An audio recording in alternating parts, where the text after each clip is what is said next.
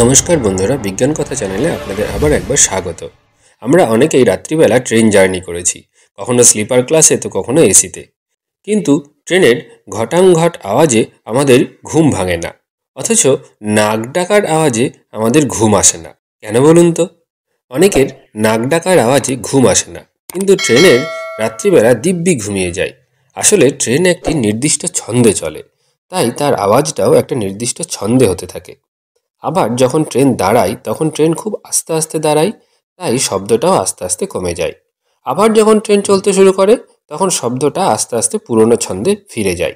আর টানা এই শব্দে আমাদের মস্তিষ্ক অভ্যস্ত হয়ে পড়ে। একটি নয়েজ অনেকক্ষণ ধরে হতে থাকলে আমাদের ব্রেন সেটাকে সঙ্গীত বলে মনে করে, তাই আমাদের ব্রেন থেকে নার্ভ সবই রিল্যাক্স হয়ে যায়। আর আমাদের শরীরে ডোপামিন হরমোন নির্দিষ্ট নিয়মেই নিঃসৃত হয়, তাই আমাদের ঘুম চলে আসে। অন্যদিকে নাক ডাকার শব্দ কখনো একই ছন্দে হয় না, কখনো তার তীব্রতা বৃদ্ধি পায় তো কখনো হ্রাস পায়। আর এই কখনো জোরে কখনো আস্তে শব্দ আমাদের ব্রেন মেনে নিতে পারে না, তাই আমাদের নাক ডাকার শব্দ বিরক্তিকর বলে মনে হয়। আর আমাদের মন থেকে ব্রেন নিজেকে পরিবেশের সঙ্গে খাপ খাওয়াতে না পারলে আমাদের ঘুম কিছুতেই আসবে না, তাই আমাদের নাক ডাকার শব্দে ঘুম আসে না। ট্রেনের ক্ষেত্রে অনেক সময় লক্ষ্য করবেন যে ট্রেন দাঁড়িয়ে গেলে আমাদের হঠাৎ করে ঘুম ভেঙে যায়। অনেকের সঙ্গে নিশ্চয়ই এরকম হয়েছে, তাই না? কিন্তু কেন এমন হয়?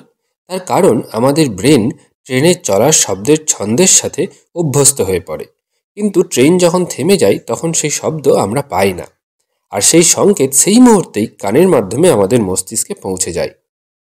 আর মস্তিষ্ক মনে করে যে আমাদের চারিপাশের পরিবেশটা ঠিক আগের মতো নেই, কোনো বিপদ হতে পারে, তাই তাড়াতাড়ি আমাদের ঘুম ভাঙিয়ে দেয়।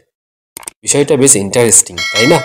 এরকম ভিডিও আরও পেতে এখনই চ্যানেলটি সাবস্ক্রাইব করে রাখতে পারেন। ভিডিওটি দেখার জন্য ধন্যবাদ।